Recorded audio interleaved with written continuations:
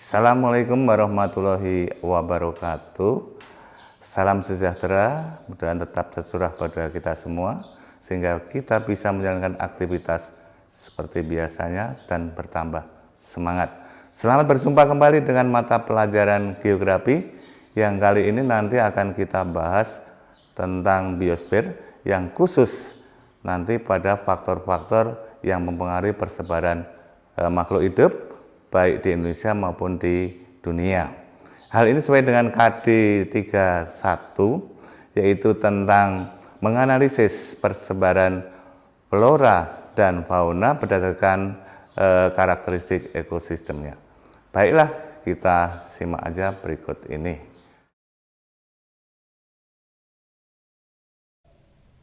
Baiklah, untuk mempersingkat waktu maka pembahasan materi ini kita mulai saja, yaitu tentang biosfer yang nanti fokus kita pada faktor-faktor yang mempengaruhi penyebaran makhluk hidup.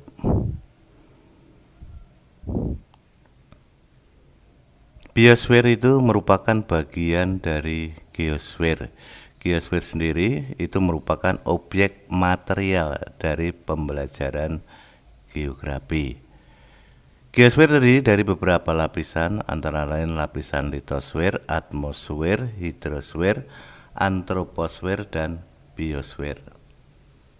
Litosfer dari kata litos dan spaira, litos kulit, spaira lapisan, maksudnya itu lapisan kulit bumi yang sering disebut sebagai lapisan batu-batuan. Kemudian atmosfer dari kata atmos, udara, dan spaira, lapisan udara yang membungkus bola bumi.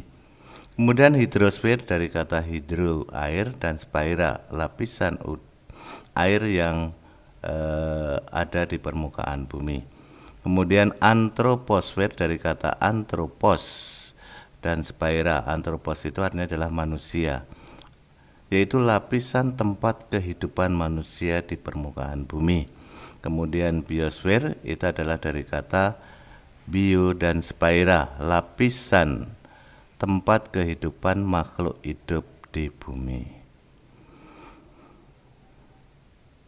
Oke, tadi sudah kita katakan bahwa biosfer itu adalah lapisan tempat makhluk hidup di bumi. Di bumi itu ada di mana makhluk hidup persebarannya? Ada di daratan, khususnya di sekitar permukaan bumi ini yang paling banyak. Kemudian yang kedua ada di perairan, baik darat maupun laut. Untuk perairan laut itu sampai pada kedalaman maksimalnya 200 meter. Yang paling banyak itu adalah yang ada di dekat-dekat permukaan daratan. Kemudian yang berikutnya ada di udara, khususnya ini yang ada di dekat permukaan bumi. Semakin tinggi udara maka makhluk hidup semakin sedikit. Kenapa persebaran makhluk hidup itu tidak merata? Ada faktor-faktor yang mempengaruhi. Yang pertama, perbedaan iklim atau klimatik. Yang kedua, faktor edapik atau faktor yang menyangkut keadaan tanah. Yang ketiga, faktor ketinggian tempat atau relief. Yang keempat adalah faktor biotik atau makhluk hidup lainnya. Mengenai pengaruh iklim, itu dapat terdiri dari pengaruh unsur-unsur iklim. Kita tahu bahwa unsur iklim itu ada 6 ya. Tapi yang paling dominan pengaruhnya dari persebaran makhluk hidup itu adalah 2, yaitu suhu udara dan curah hujan. Jadi suhu udara bisa mempengaruhi makhluk hidup secara mandiri, curah hujan juga secara mandiri. Sebagai contoh kedua faktor ini adalah di Indonesia. Indonesia menurut suhu udaranya adalah panas dan curah hujannya tidak merata, maka persebaran tumbuhannya juga tidak sama yang dipengaruhi oleh perbedaan curah hujan. Sehingga kita lihat bentangan tumbuhan di daerah Indonesia itu hutan hujan tropis, itu untuk daerah yang banyak hujannya, sedangkan yang sedikit curah hujannya akan terbentang sabana. Kemudian suhu udara satu tempat dengan tempat lain yang berbeda akan mempengaruhi dari persebaran makhluk hidup. Kita lihat di Indonesia itu tidak ada penguinnya, sedangkan di sekitar kutub banyak terdapat penguin, karena penguin itu berada di daerah yang suhunya dingin. Sapi di Indonesia banyak, tetapi di kutub tidak ada. Nah, itu pengaruhnya besar sekali. Kemudian pengaruh yang lain bisa berupa angin. Angin mempengaruhi dari persebaran tumbuhan. Kita tahu bahwa biji-bijian tumbuhan tertentu dibawa oleh angin, ditempatkan di daerah tertentu dan di sana bisa tumbuh. Yang tadinya tidak ada tumbuhan seperti itu, kemudian bisa ada. Ini yang dikatakan persebaran yang dilakukan oleh angin. Angin juga bisa membantu penyerbukan, misalnya adalah jenis padi itu pengembangannya bisa dibantu oleh angin. Kemudian yang kedua bisa pengaruh iklim. Iklim itu merupakan gabungan dari unsur-unsur iklim itu sendiri menjadi satu, membentuk apa yang dikatakan iklim. Kita lihat ada iklim matahari. Iklim matahari itu secara garis besar dibagi menjadi 4, yaitu daerah iklim tropis berada di antara 23,5 derajat LU hingga 23,5 derajat LS. Di sini persebaran tumbuhan hewan adalah yang paling banyak. Kemudian yang kedua daerah subtropis berada pada sekitar 23,5 derajat hingga 40 derajat baik LU maupun LS. Ini persebaran tumbuhan sudah mulai berkurang, sehingga di sini kita lihat ada bentangan hutan gugur. Ini hampir sama dengan di daerah iklim sedang, hanya suhunya yang berbeda.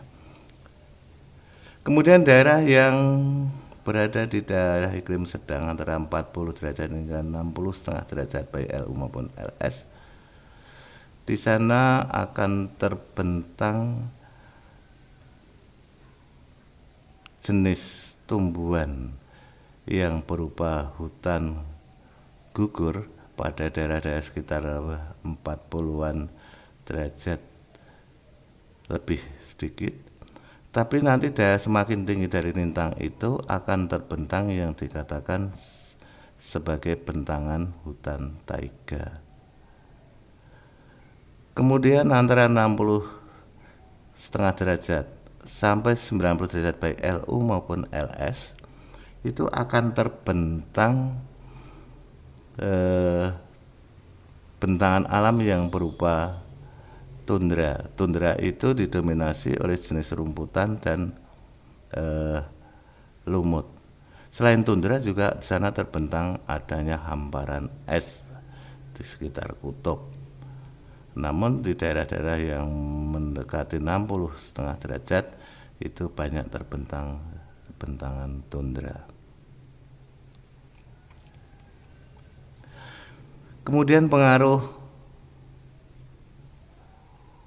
iklim yang kedua yaitu ada iklim Koppen. Saya berikan contoh, ini salah satu iklim yang di luar dari iklim matahari adalah iklim Koppen, di mana dasar penggolongannya adalah berdasarkan suhu dan curah hujan. Untuk daerah beriklim AF itu daerah yang panas dan curah hujan tinggi akan terbentang hutan hujan tropis. Kemudian daerah yang beriklim AM yang memiliki suhu yang tinggi dan curah hujan yang sedang, maka akan terbentuk yang dikatakan hutan musim tropis. Kemudian Berikutnya ada iklim Biwi, itu merupakan iklim kering, di mana ini akan terbentang bentangan alam yang berupa gurun. Ada lagi daerah iklim CF. CF itu menunjukkan daerah lintang sedang dan F itu selalu lembab. Ini akan terbentang bentangan alam adalah taiga. Kita lihat dalam gambar. Untuk gambar pertama itu adalah bentangan alam yang berupa hutan hujan tropis, di mana nampak sekali tumbuhan selalu hijau, evergreen ya. Daunnya sepanjang tahun, tidak pernah menggugurkan, tidak pernah rontok, tidak pernah menguning ya, tapi selalu hijau sepanjang tahun. Tumbuhannya bervariasi dari yang kecil-kecil hingga yang besar-besar, padat sehingga sinar matahari tidak bisa tembus sampai dasar hutan. Kondisi dalam hutan kelihatan lebih gelap dan lebih lembab.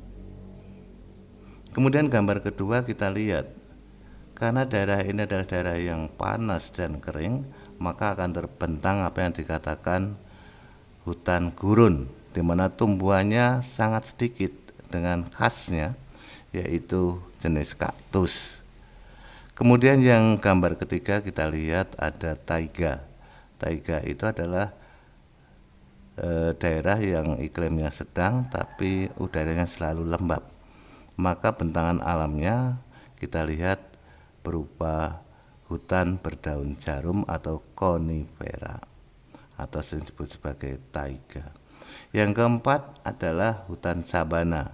Kita lihat ada bentangan rumput yang di sana sini ada semak-semaknya. Ini daerah ini banyak terbentang di daerah panas dan curah hujan yang agak sedikit. Oke, kita lanjut untuk yang tadi tumbuhan, sekarang yang hewannya. Gambar nomor 1 itu adalah jenis hewan bison. Ini adalah jenis hewan yang ada di Amerika Utara khususnya.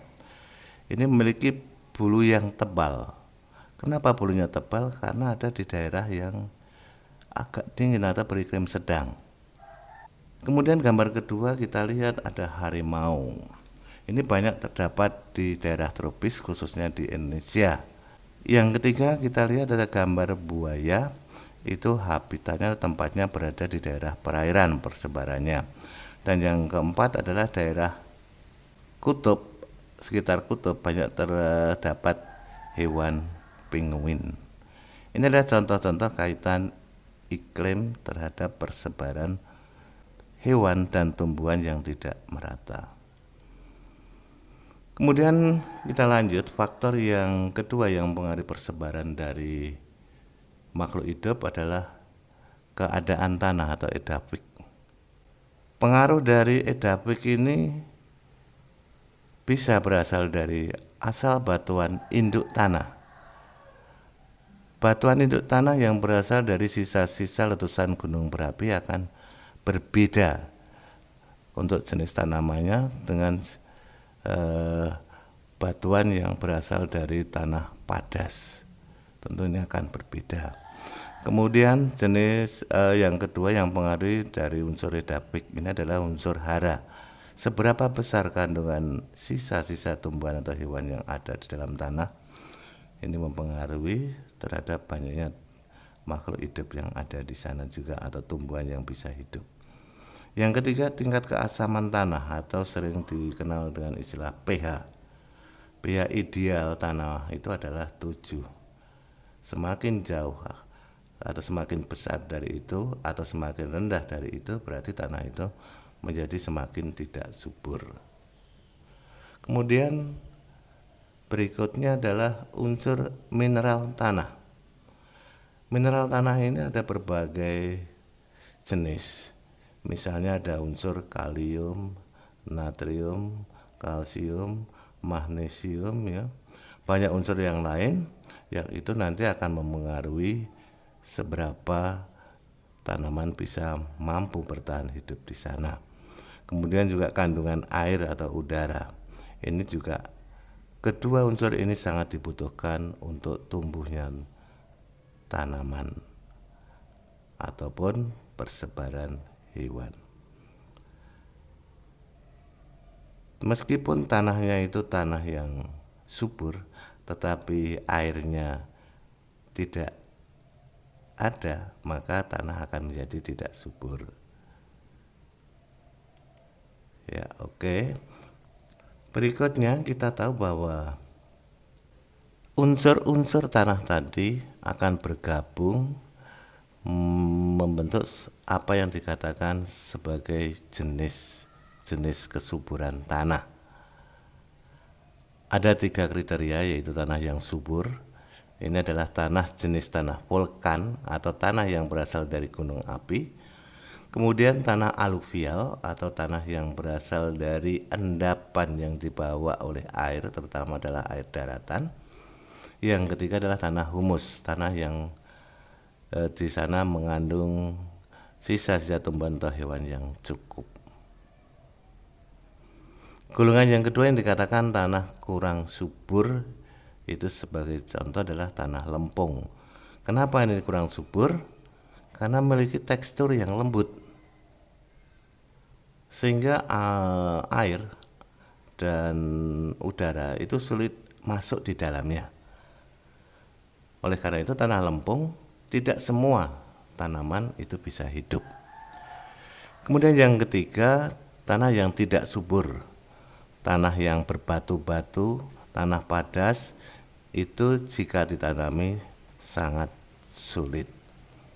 Jadi kesimpulannya bahwa semakin subur tanah, maka tanaman akan semakin banyak. Keadaan tanah di tanah gurun. Kita tahu gurun itu memiliki tekstur yang besar tanahnya, sehingga porous, tembus air. Dan di tempat ini sayangnya curah hujan sangat sedikit, sehingga akibatnya tanah di daerah gurun menjadi kurang subur. Kita lihat persebaran tumbuhannya sangat sedikit, demikian juga persebaran hewannya. Itu hanya menggerembal tertentu, dan jenis-jenis yang bisa hidup hanya tumbuhan tertentu seperti kaktus, kemudian korma dan sebagainya. Kalau kita lihat di tanah yang vulkanis basah seperti di Indonesia, maka tanahnya sangat subur, sehingga bisa kita lihat tumbuhan yang ada di sana itu sangat banyak dan sangat bervariasi, sangat lebat. Ini saking suburnya dari tanah. Hampir semua tumbuhan, ya kecuali yang tumbuhan-tumbuhan kering betul, itu bisa hidup di daerah ini. Indonesia sebagian besar nampak bentangan alamnya itu memiliki bentangan alam seperti ini, yaitu hutan hujan tropis. Oke, kita lanjutkan lagi mengenai faktor yang ketiga yang mempengaruhi dari persebaran makhluk hidup adalah faktor ketinggian.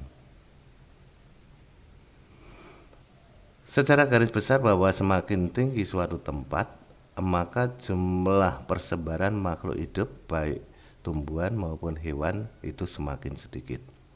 Kita lihat dari yang khas saja.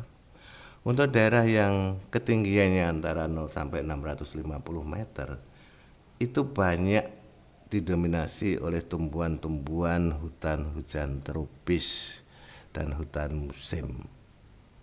Untuk daerah yang curah hujannya agak kurang, maka terbentang padang rumput, dan daerah yang kering akan terbentang pada ketinggian itu adalah gurun pasir. Untuk tempat yang lebih tinggi, yaitu antara 650 hingga sekitar 1500 meter, maka di sana akan terbentang apa yang dikatakan sebagai daerah jarang pohon. Pohon-pohonnya masih banyak, tapi itu memiliki jarak antar satu dengan yang lain dan biasanya berkayu keras. Untuk daerah yang curah hujannya kurang, biasanya terbentang padang rumput dan daerah pada ketinggian sekian yang sangat kering juga akan bisa membentuk yang dikatakan padang pasir. Kemudian yang ketiga, antara ketinggian 1.500 meter hingga 2.500 meter, maka di sana akan terbentang yang dikatakan sebagai taiga, tumbuhan khasnya atau tumbuhan yang berdaun jarum. Lebih dari ketinggian itu akan nampak tumbuhan berupa tundra atau jenis rumput-rumputan yang banyak mengandung lumut. Dari ketinggian ini kemudian kalau naik lagi akan terbentang batu-batuan, tidak ada tanamannya. Kemudian naik lagi dari tempat itu akan terbentang padang es. Jadi meskipun di tempat yang tinggi memungkinkan di sana juga terbentang kudangan es seperti yang ada di Indonesia, yaitu di Irian. Faktor yang keempat yang mengenai persebaran makhluk hidup adalah faktor makhluk hidup yang lain. Misalnya benalu itu dipengaruhi makhluk hidup yang lain persebarannya, yaitu jika ada tanaman yang besar tempat dia menumpang. Kalau tidak ada tanaman yang besar, benalu tidak akan bisa hidup.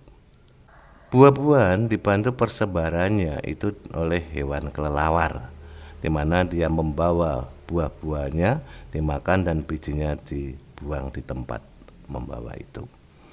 Kemudian manusia dengan segala akalnya itu bisa merusak ataupun membudidayakan hewan ataupun tumbuhan.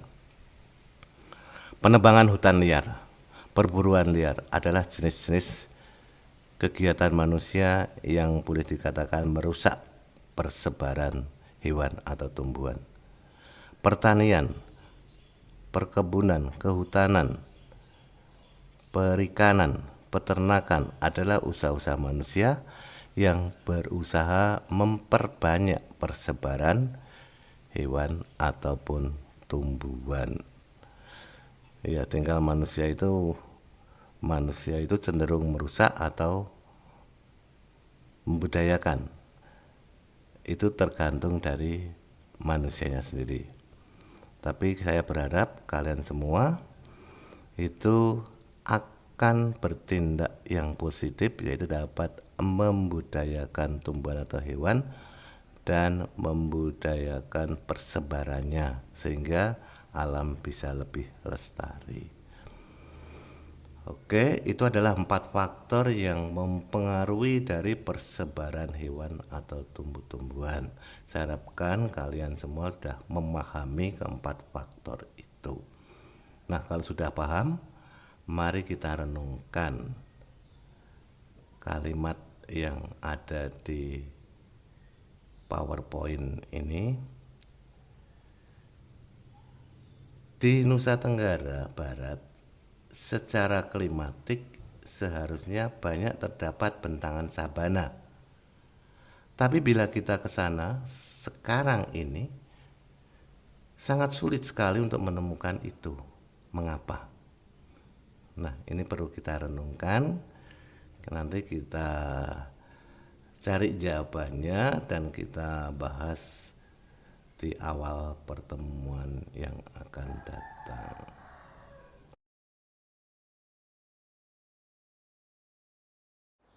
Demikianlah materi yang saya sampaikan kali ini.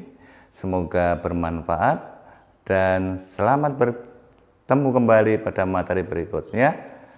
Salam sehat, salam sejahtera. Assalamualaikum warahmatullahi wabarakatuh.